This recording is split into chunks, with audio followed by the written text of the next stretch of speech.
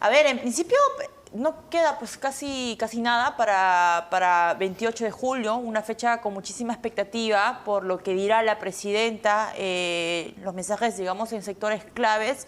Pero ¿cómo llega la economía peruana a mediados del 2024, a esta segunda presentación, digamos, ceremonial que va a tener la presidenta de la República?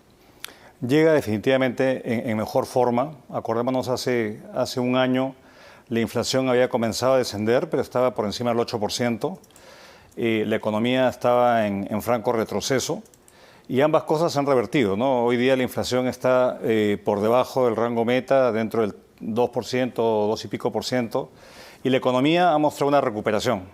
Ciertamente en parte es estadística, en parte porque se fueron los shocks climatológicos, y hoy día vemos una recuperación muy fuerte del sector pesca, del sector agrícola, la manufactura primaria, asociada con el sector, digamos, primario.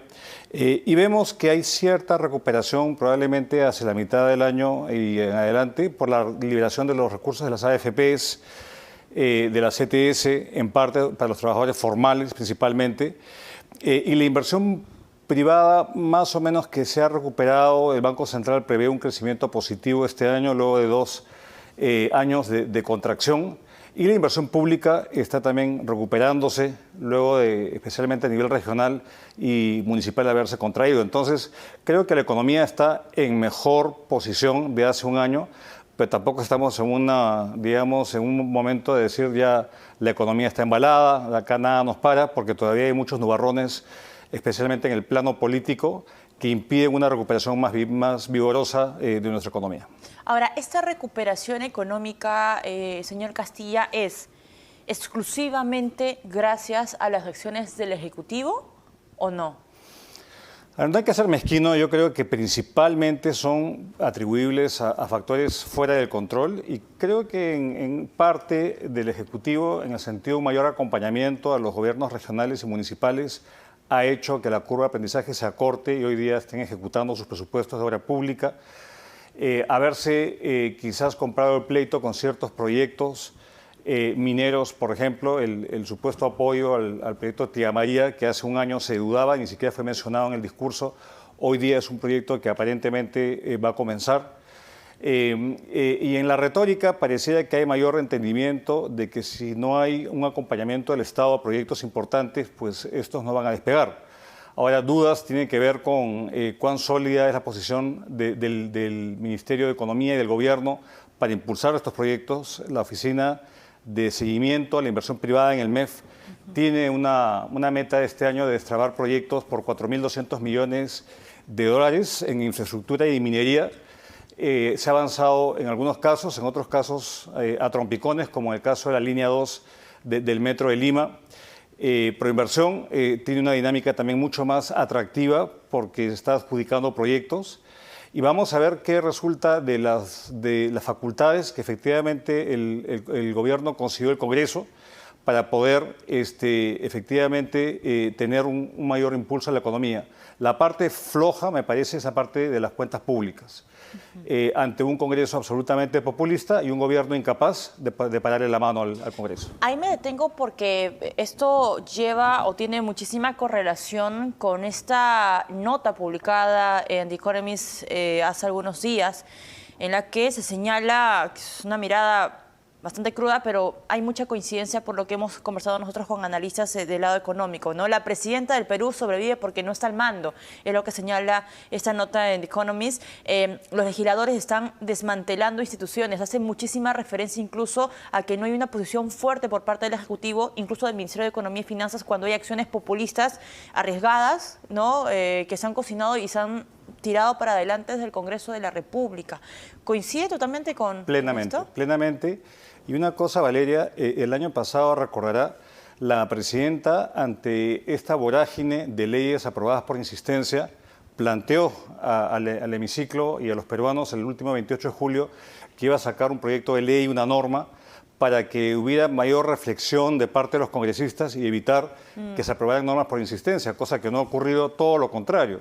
Hemos tenido, como bien dice el Economist, un desmantelamiento de instituciones claves, no solamente en lo político, sino que frenan la meritocracia, y se continúa pues, perforando el sistema previsional. Hay un proyecto que acaba de ser aprobado, o está por ser aprobado, de un retiro de 4 UITs ahora al sistema público, desconociendo cómo funciona el sistema de reparto y sin tener en cuenta el costo fiscal que esto podría ocasionar. Entonces, el MEF no es el MEF que teníamos antes, creo que está muy limitado por esta necesidad de supervivencia del gobierno, de no enfrentarse al Congreso, que obviamente tiene la sartén por el mango y lo hace sentir pues, todos los días, y creo que, la visión que tenemos los analistas al interno tiene eco en la visión que tiene el Economist en nuestro país. Ahora, recuerdo las palabras de Julio Velarde en la última presentación en la que se le consultaba, ¿no? La ausencia o la falta, digamos, de transparencia por parte de la presidenta. Y digo transparencia, para ser más exacta, que no declaraba y no respondía a la prensa, que cada vez que había presentaciones, digamos, oficiales, rehuía, ponían ciertas trabas para evitar de repente acercar el micrófono y hacer las consultas con respecto al tema de los Rolex y un largo digamos, pendiente en la lista desde el Ejecutivo. El presidente del BCR decía, bueno, esto es una desaprobación, y él hacía alusión a lo de Toledo, pero cuando tenía esta alta desaprobación, el expresidente Toledo, teníamos una economía creciendo 5 o 6%. Hoy no es así. O sea, digamos, hoy la fotografía es totalmente distinta. Tenemos una presidenta poco ausente, pero también una economía que no está yendo tan bien por la recesión del año pasado. Ciertamente, pero en ese momento había un equipo muy empoderado que, pese a la baja aprobación que tenía Toledo en su momento, ejercía, digamos, el poder. Hace 20 años se adjudicó Camisea, justamente en ese gobierno, con un presidente con baja aprobación, y hemos visto todo lo que ha producido de beneficios para el país en los últimos 20 años. Se comenzó a negociar TLCs en ese momento, claro. Ahora poco se hace. Entonces creo que está mucho más maniatado el Ejecutivo y se ha vuelto el Congreso una repartición de favores, una coalición de intereses, y lo vamos a ver probablemente en la elección de la mesa directiva en los próximos días. Creo que hay decisiones que yo quisiera destacar dentro de esta posición crítica. Me parece muy oportuna la selección de un nuevo superintendente de banca y seguros que viene de la propia SBS. El jefe actual de la UIF, eso es una señal de continuidad, y eso es importante justamente al ver que ciertas entidades financieras pues, han tenido ciertos problemas. Tener una SBS que funcione autónoma es fundamental. Entonces me parece que es un nombramiento bastante oportuno, y hay que reconocer al Ejecutivo. Ojalá que el Congreso lo ratifique pronto. En estos días, entiendo, se va a votar en la Comisión Permanente.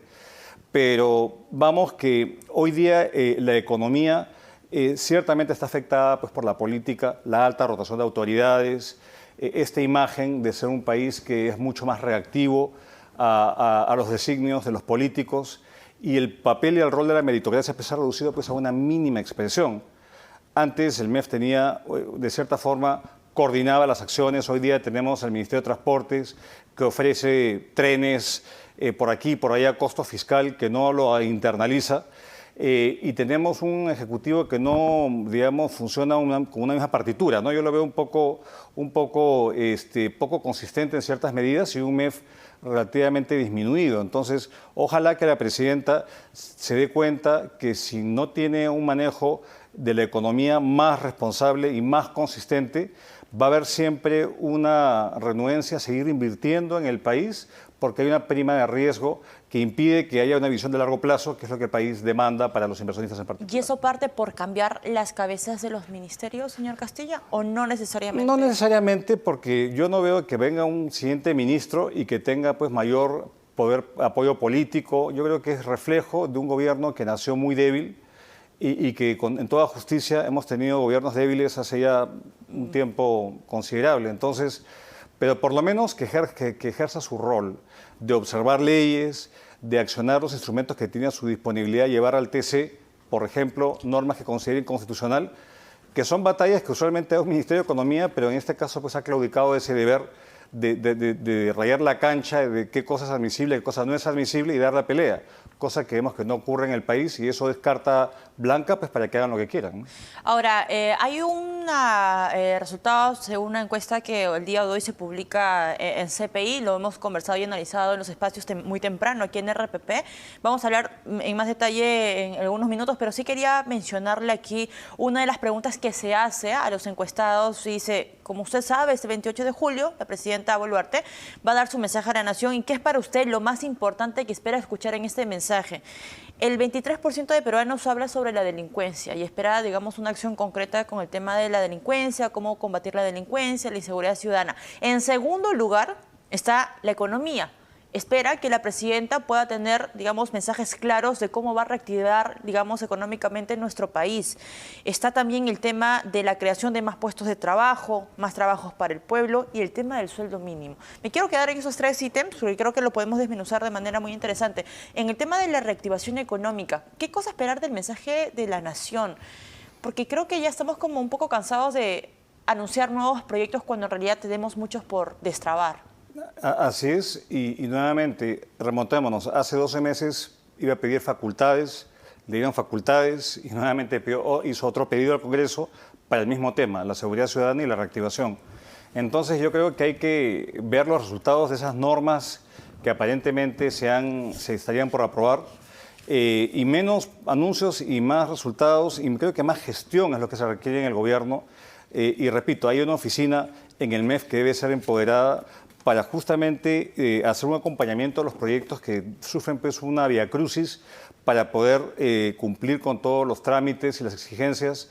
Y yo creo que es un tema central. Yo veo con buenos ojos, por ejemplo, que se le dé hoy día un rol mucho más protagónico a Proinversión para que acompañe a las entidades públicas durante la ejecución contractual de los proyectos que licita. Eso es una cosa buena. Ojalá que se anuncie menos gobierno a gobierno, porque es una forma de bajarle la importancia a las asociaciones público-privadas. Ahí, acordémonos, gobierno a gobierno es inversión pública, es contratación pública per se, con la diferencia que hay un gobierno de por medio que permite reducir la incidencia de controversias con el contratista, pero finalmente todo el riesgo lo asume el sector público. Ok, apostar entonces por las APPs. Más APPs y ese acompañamiento, porque tenemos creo que una cartera enorme, dada la brecha de infraestructura que tenemos, y un Proinversión que yo lo veo mucho más ágil y mucho más dinámico para poder adjudicar proyectos y estar en esa vía. Entonces, el ejemplo más claro va a ser cuando se empiece verdaderamente la construcción de proyectos como la carretera central o el anillo vial periférico acá en Lima. Una vez que eso empiece, se va a sentir todo un efecto reactivador, pero eso pasa pues, por asegurar pues, el saneamiento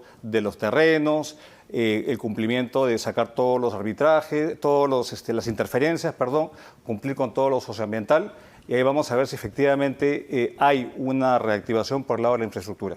Ahora, respecto al sueldo mínimo, hace algunos días estuvimos acá con Daniel Maurate, titular del Ministerio de Trabajo y Promoción del Empleo, señalando que pues, las condiciones estaban dadas para aumentar el piso salarial, que ahora está un poco más claro, parecía que era más concreto esta propuesta. Nuevamente, regresando al año pasado, 28 de julio de 2023, la presidenta había mencionado el tema del sueldo mínimo, que se estaba trabajando, que era un compromiso incluso también de ella como mandataria. ¿Es momento ideal para incrementar el sueldo mínimo? Pésimo momento, porque, a ver, el ministro Maurate hace una evaluación basada en 2 meses, en el mes de mayo, abril y mayo, que no refleja, digamos, uno le quita el efecto estadístico y estamos creciendo a 2%. Y no toma en cuenta que esto favorece a muy pocos trabajadores, a 2% de la fuerza laboral, que son más o menos 350.000 trabajadores, y deja por fuera a muchísimos otros trabajadores que no dependen de ningún tipo de regulación. Los informales, que sabemos que en el país son 12 millones de trabajadores, y le pone la valla mucho más alta a la formalización.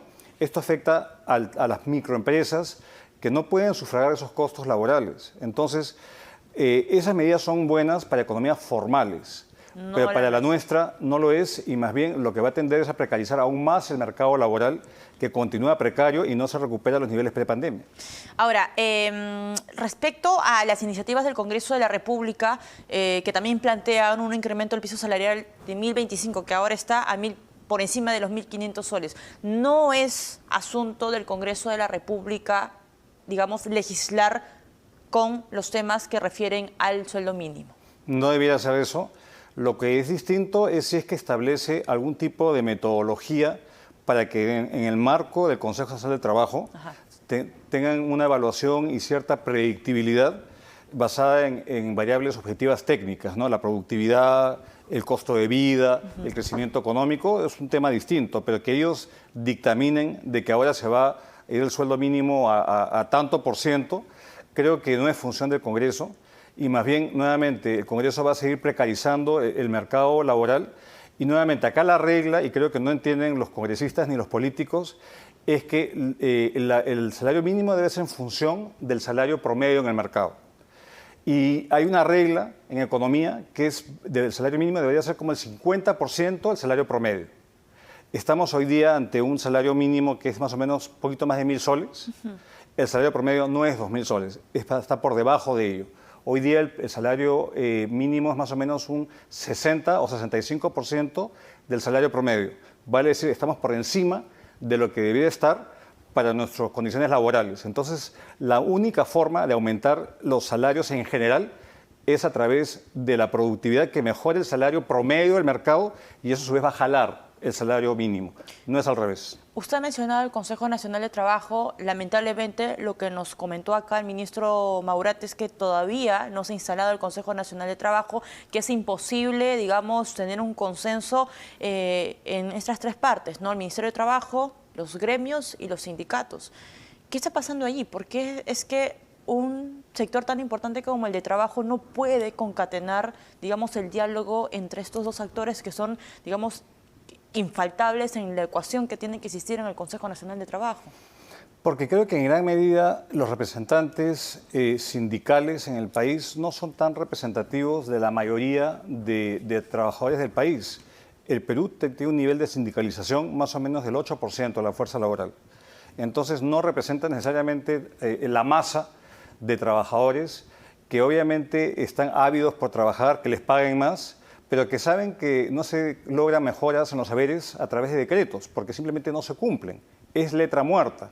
Y lo que hace es que hace mucho más difícil que una pequeña empresa pueda crecer, porque finalmente se queda chiquita o se va, digamos, a la informalidad para no tener que pagar estos costos que son elevados y no refleja una productividad laboral que permita absorber ese mayor costo salarial.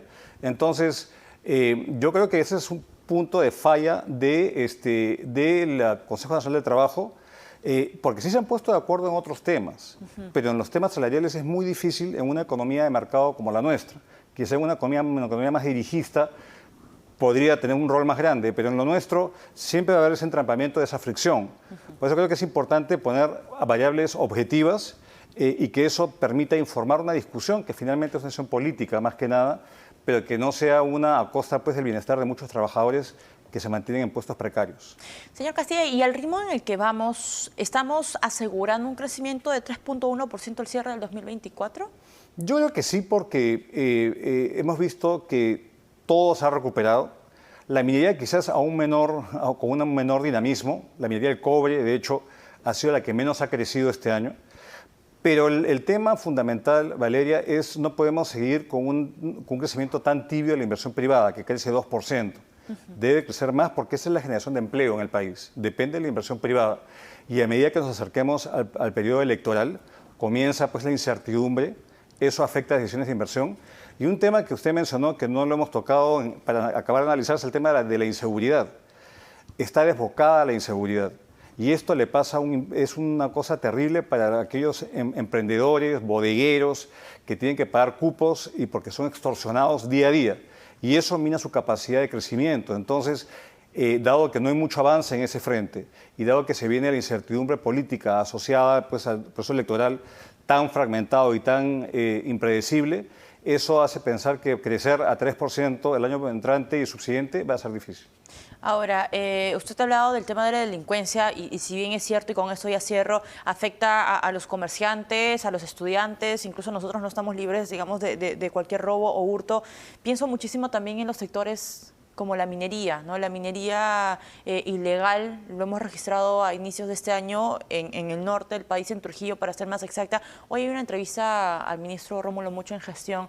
Él no es tan claro cuando dice que va a haber un reajuste en el tema del reinfo, que probablemente en los próximos días habrá algún anuncio por ahí interesante. ¿Qué pasa con Reinfo? O sea, ¿qué tiene que pasar con Reinfo en los próximos 6 meses, teniendo en cuenta que en el Congreso también hay una carrera o un partido muy aparte que están, digamos, encabezados por los congresistas con la intención de extender todavía Reinfo? Eso sería atroz para el país, porque el Reinfo lo que da es un manto de legalidad para que los ilegales sigan funcionando, digamos, con una excusa de que tienen un Reinfo. La mayoría están suspendidos, más del 80% están suspendidos, y lo que se tiene que hacer, creo yo, es no solamente cerrar el Reinfo. Hoy día se presentó un proyecto de ley que es una mirada nueva hacia la pequeña minería y la artesanal, que podría ayudar, pero en toda esta discusión creo que es importante mirar a los gobiernos regionales, porque son esas direcciones regionales que dependen, digamos, no del Ejecutivo, que tienen la responsabilidad de fiscalizar esa actividad minera artesanal y pequeña, que justamente deviene en ilegal, porque no hay ningún control de los insumos químicos que utilizan, tienen mucho poder económico para comprar a jueces, a policías, y estamos viendo que lamentablemente el norte del país y muchas otras partes del país son zonas controladas por estas bandas criminales, y lamentablemente pues no se hace nada y poco se avanza, y hay un riesgo que esto contagie a la minería formal, como de hecho está pasando cerca a Patás, está Cajamarca, la minería cuprífera, y eso podría ser un problema enorme que no vemos una solución. Ojalá que el Congreso esté a la altura, y es un tema que a mí me gustaría escuchar a la Presidenta una posición firme respecto a este tema. Perfecto. Señor Castilla, muchísimas gracias. Muy amable.